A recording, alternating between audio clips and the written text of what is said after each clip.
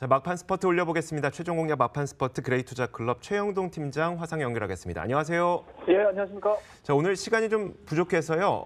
종가 공략주 하나만 주시죠.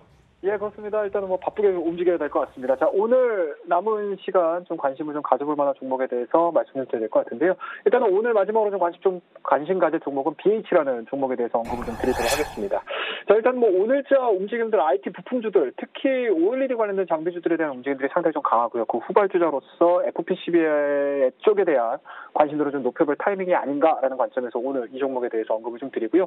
투자 포인트는 저희가 지금 세 가지 정도로 좀 정리를 좀 해볼 수가 있을 것 같습니다. 일단은 첫 번째로는 4분기 실적에 대한 기대감이라고 보시면 좋을 것 같은데, 큰 실적에 대한 개선세라는 개념보다는 시장에서 워낙 좀 안 좋게 좀 봤었던 실적 부분들이 4분기 생각보다는 좀 견조한 실적을 좀 견조한 실적을 좀 보여줄 가능성이 상당히 높기 때문에 그 부분들에 좀 포커스를 좀 맞춘다라고 하게 되면은 지금 구간은 낙폭과대로서 충분히 좀 접근 가능하다라고 보시면 좋을 것 같고요.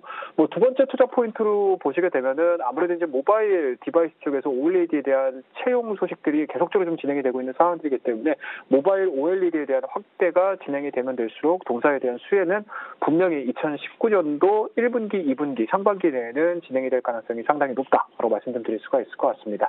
자, 그 다음에 이제 마지막 부분들일 것 같은데요. 최근 들어서 폴더블 디바이스 상당히 좀 관심도가 있었습니다. 하지만 시장에서 한 차례 정도 뜨겁게 반응한 이후에 이렇다 성장 흐름을 좀 보여주고 있지 못하지만 기본적으로 폴더블 디바이스에 대한 수요 부분들, 성장에 대한 부분들은 장기적인 관점으로 충분히 진행이 될 가능성이 상당히 높기 때문에 그 부분들에 대해서 포커스를 좀 맞춰준다라고 하게 되면은 동사가 생산해주고 있는 FPCB에 대한 내용들이 폴더블 디바이스에서 분명히 성장으로서에 대한 답변을 해줄 가능성이 상당히 높다라고 말씀드리도록 하겠습니다.